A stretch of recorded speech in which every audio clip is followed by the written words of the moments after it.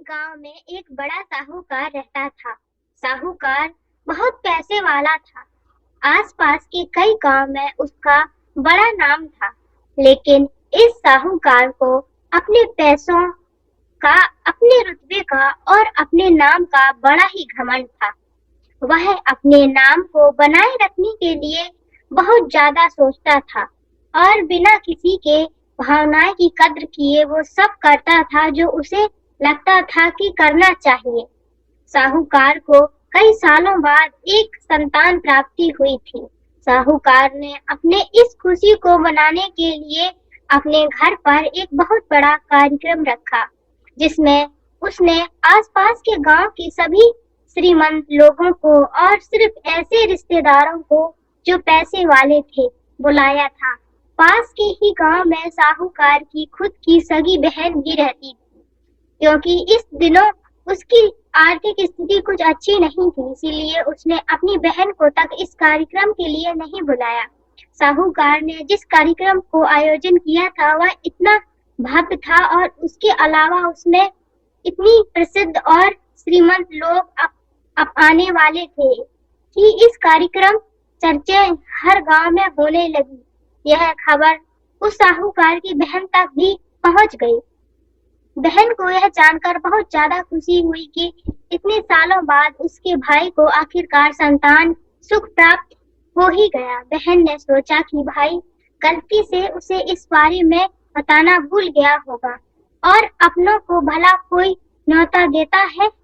भोली बहन ने अपने भाई के यहाँ उस कार्यक्रम में जाने की तैयारी शुरू कर दी। जिस दिन वह कार्यक्रम था उस दिन बहन सुबह सुबह ही अपने भाई के घर जाने के लिए निकल पड़ी। रास्ते में अपने पुराने मैले कपड़े देख उसे ख्याल आया कि अगर किसी और को के घर जाना होता तो मैं ऐसे कपड़ों में जाने की सोचती भी नहीं, लेकिन मैं तो मेरे अपने घर, मेरे मायके जा रही हूँ, वहाँ मुझे ये सब सोचने की कोई जरूरत नहीं है। जैसे ही वह अपने मायके पहुंची वहाँ का भव्य आयोजन देखकर वह बहुत खुश हो गई और उसे अपने भाई पर बहुत गर्व हुआ। वहाँ पर वह जल्दी से जल्दी अपने भाई को मिलकर उसकी खुशी में शामिल होना चाहती थी। वह तुरंत सीढ़ियां चढ़कर घर के अंदर प्रवेश कर गई। उसने देखा कि उसका भाई मेहमान के तौर पर आए सभी गंजड़ और नामी लोगों का स्वागत करने में व्यस्त है। बहन जैसे ही अपने भाई की तरफ उसने मिलने के लिए बढ़ी, उसके भाई की नजर उस पर पड़ गई और अपनी बहन को ऐसे मैले पुराने कपड़ों में देखकर भाई ने उससे मिलना तो दूर बल्कि तुरंत बहाना बनाकर वहां से निकल गया। बहन ने सोचा इतने लोगों में बेचारा अकेला भाई क्या क्या करे, जरूरी उसे कुछ काम याद आया होगा, इसीलिए वहां से चला गया। बहन बाद में अपनी भाभी से मिलने गई। भाभी ने उसका स्वागत किया और उसे खाना खाने के लिए आग्रह किया। बहन ने सोचा ठीक है, पहले खाना खा लेती हूँ, फिर बाद में आराम से भाई से मिल लूंगी।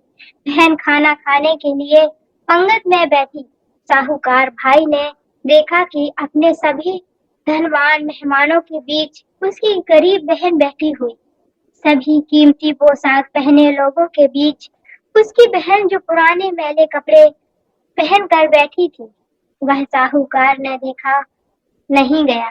उसने अपनी बहन को अपने पास बुलाया, भला बुरा सुनाया और वहां से जाने के लिए बोला। बहन ने अपने सपने में भी नहीं सोचा था कि उसके साथ कभी ऐसा व्यवहार भी हो सकता है, और वह भी उसके खुद के मायके में। अपना अपमान होने के बाद बहन तुरंत अपने घर ससुराल जाने के लिए चल पड़ी। बहन इस बात को पचा ही नहीं पा रही थी कि उसके अपने भाई ने उसके साथ इतना बुरा व्यवहार किया। उसकी आंखों में आंसू नहीं थम रहे थे। रास्ते में उसे अपनी पुरानी दोस्त मिली। उस दोस्त ने उसे रोने का कारण पूछा। हालांकि बहन उसे कुछ भी नहीं बताना चाहती थी, लेकिन दोस्त के बार बार पूछने पर उसने उसके साथ हुई सारी घटना उसे बता दी। उसकी दोस्त एक समझदार महिला थी और काफी प्रवैक्तिक सोचने वाली थी। उसने कहा, अगर तुम मेरी बात मानो तो एक दिन तुम्हारा भाई खुद तुम्हें अपने यहाँ बुलाएगा और तुमसे माफी मांगेगा। बहन ने उसे कहा कि मैं तुम्हारी हर बात मानूंगी, बताओ मुझे क्या करना होगा। दोस्त ने कहा कि तुम इस अपमान को, इस दुख को एक दिशा दे दो और कोई ग्रह उद्योग शुरू कर दो। उसमें इतनी मेहनत करो कि उस काम में तुमसे अच्छा कोई भी ना हो। बहन को अपने दोस्त की बात सही लगी। उसने घर पहुंचकर अपने आंसू पोंछकर उसी दिन से एक गृह उद्योग शुरू किया। उसने दिन रात मेहनत की, अपने साथ कई और गांव की महिलाओं को जोड़ा और देखते ही देखते उसका गृह उद्योग चल पड़ा। कुछ ही सालों में आसपास के 50 गांव में उसका नाम और रुतबा काफी बढ़ गया और अब वह पैसों के मामले में अपने भाई से भी ज्यादा बड़ी बन गई। भाई को भी जब यह पता चला कि उसकी बहन इतनी श्रीमंत हो गई है तो उसने सोचा कि एक बार उससे मिलकर आया जाए।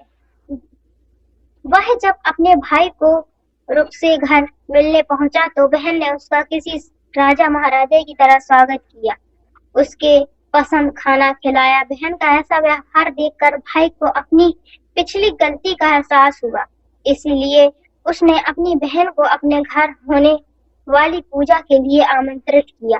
कुछ ही दिनों बाद बहन अपने भाई के यहाँ उस पूजा के लिए पहुंच गई। जैसे ही बहन अपने भाई के घर पहुंची, उसका भाई उसके स्वागत के लिए दरवाजे में ही खड़ा था। बहन अपने महंगी गाड़ी में आई थी। उसने बहुत कीमती साड़ी और उसने भी ज्यादा कीमती गहने दागीने पहन रखे थे। बहन का ऐसा ठाट बाट देखकर सिर्फ भाई नहीं बल्कि उसका पूरा गांव दंग रह गया।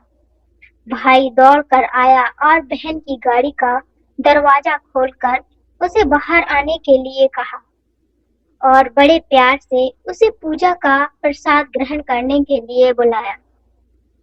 बहन को इस बार 12 पकवान परोसे गए थे चांदी की थाली में। उसे खाना दिया गया था। वह हाथ में एक सोने की चम्मच भी रखी गई थी। उसके बैठने के लिए बेशकीमती पाट रखा गया था। बहन को यह सब देखकर उसके वह पुराने दिन याद आ गए जब भाई ने उसे बिना खाना खिलाए भी भला बुरा कहकर वापस लौटा दिया था। बहन खाना खाने के लिए तो नहीं बैठी, लेकिन उसने अपने सारे कीमती दाग दगीने और जेवर उतार कर उस थाली के सामने रख दिए और खाने में से कुछ निवाले उस दाग दगीने पर रख दिए। बहन का ऐसा व्यवहार देखकर सभी हैरान थे। किसी को नहीं समझ में आ रहा था कि बहन ऐसा क्यों कर रही है। आखिर वह क्यों उन जेवरों को खाना खिला कर रही है। जब सभी ने उससे पूछा कि वह क्यों ऐसा कर रही है, तब बहन ने सबके सामने बताया कि आज जो उसका इतना नाम सम्मान हो रहा है वह दरअसल उसका नहीं, उसके इन्हीं कीमती दाग दगीनों और कपड़ों का हो रहा है। इसीलिए मैं तो अभी भी वही पुरानी साहूकार की बहन हूँ। अगर कुछ बदला है तो वह मेरी परिस्थिति है, मेरे कपड़े और गहने हैं। भाई ने अपनी गलती का एहसास होने पर इस बार अपनी बहन के पैर पकड़कर माफी मांगी। बहन जो पहले भी अपने भाई से निर्वत प्रेम करती थी, उसने अपने भाई को माफ कर दिया और उसे गले से लगा लिया। दोस्तों, पैसे सिर्फ हमारे जीवन को सरल बनाने के लिए हैं, जबकि रिश्ते जीवन में मिले किसी वरदान की तरह है। अगर उन्हें सच्चे मन से और निस्वार्थ भाव से निभाए जाए, पैसा खर्च हो जाए तो आप बाद में भी कमा सकते हैं, मगर रिश्ते खर्च हो जाएं, टूट जाएं तो दुनिया का सारा धन भी आपको उन्हें वापस नहीं दिला सकता। तो कैसी लगी स्टोरी दोस्तों, कमेंट सेक्शन में जरूर बताना। और स्टोरी अच्छी लगी हो तो प्लीज वीडियो को लाइक कर देना एंड चैनल को भी सब्सक्राइब कर देना। राधे राधे।